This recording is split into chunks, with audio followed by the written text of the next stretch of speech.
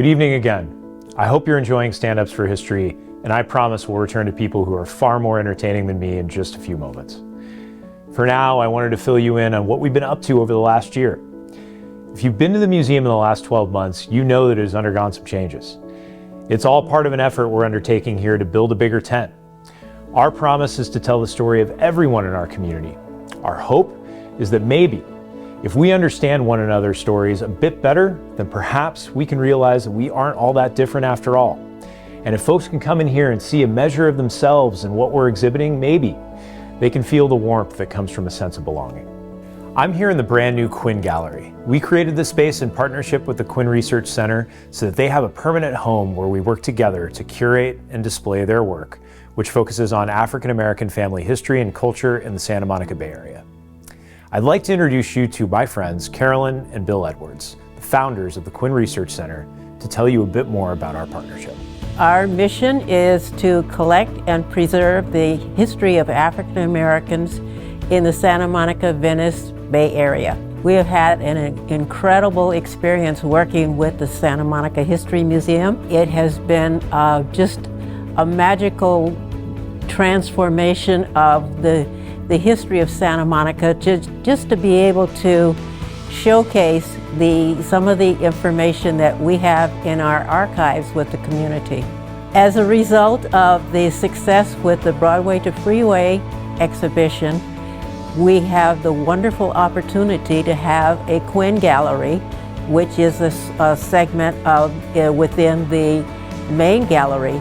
And the next one that's coming up, the 1st of January, it's about Vernon Brunson, who was an architect, draftsman here in Santa Monica.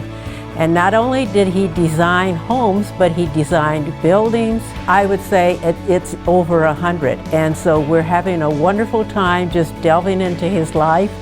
He was not only an architect, but he was a pilot, he was a poet, he was a story writer, he was a photographer, and so we're just going to be presenting all of these many facets of his exciting life. As I remember when it was down on 12th Street, I think 12th Street, and that's where I met the director and owner of the museum. And ever since then, when we went with the Quinn Research and what they have done to us and for us, I cannot ask for no other museum to just kind of reach out to us and was willing to listen what we was doing. It's unbelievable, but whenever we go places and we start talking about Santa Monica, there are so many people who say to us, well, I didn't know that African Americans lived in Santa Monica. That is correct. And so it's because of the museum and displays through the Quinn Gallery that we're starting to educate people, and that hopefully the word will get out so that people will know that African Americans have been here ever since the early 1900s and find out a little bit about our history. In our main exhibition hall, we're currently presenting Coming Out West. LGBTQ+ elders share their stories. Through oral histories, images, art, and personal ephemera, visitors will experience a history of the LGBTQ+ community through the lens of the people who shaped it. I'd like to introduce you to Mason Funk, Executive Director of the Outwards Archive, and Terry De La Pena, who's featured in this exhibition, to tell you more about this work. Coming Out West is the first ever museum exhibit that the Outwards Archive has had the honor of creating, and it has propelled our mission forward in ways that we never could have imagined. During the 1990s, I pretty much launched my writing career. I was writing about Latina lesbians who were very overlooked in the whole genre, I guess you can say, of lesbian or gay and lesbian writing. We at Outwards greatly appreciate the commitment and the passion that the team at Santa Monica History Museum brought to sharing the stories of LGBTQ+ elders with the world, beginning in the city of Santa Monica. When I created the Outwards Archive 7 years ago, it was because I was convinced there was really nothing more powerful than watching real people share their stories from their own perspectives about the events, the challenges, and the successes that shaped their lives and their communities.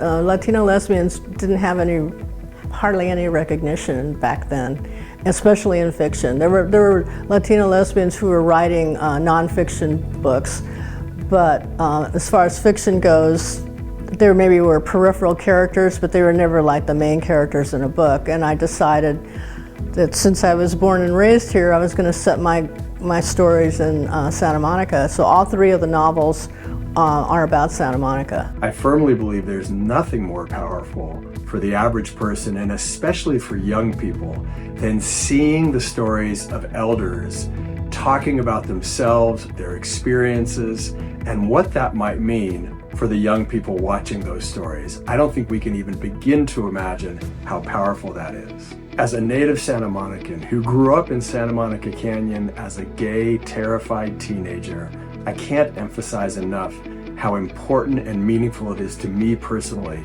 that Santa Monica History Museum has chosen to spotlight the story of the LGBTQ community in Santa Monica and on the West Side.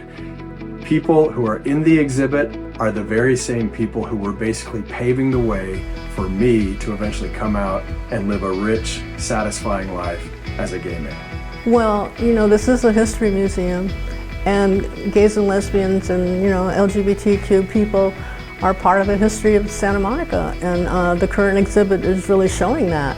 So I'm very happy to be part of it, and I feel very honored to be part of it. From the very first time that the team from Outwards met with the team from Santa Monica History Museum, I knew this was going to be an absolutely amazing collaboration.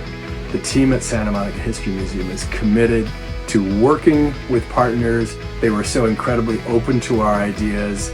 They wanted to make sure that the exhibit coming out west accurately reflected the work of Outwards, and I cannot say enough about how much of a pleasure it has been to work with them at every step along the way. Oh, I hope people will be inspired, especially young people. I mean, we had that Q&A here a few weeks ago with a lot of young people, and I felt like, they really needed to know some background of our history. I can't emphasize enough how proud I am of Santa Monica History Museum for its dedication to capturing and preserving and sharing the story of my hometown, maybe your hometown, and all the people who currently live in the Santa Monica Bay Area.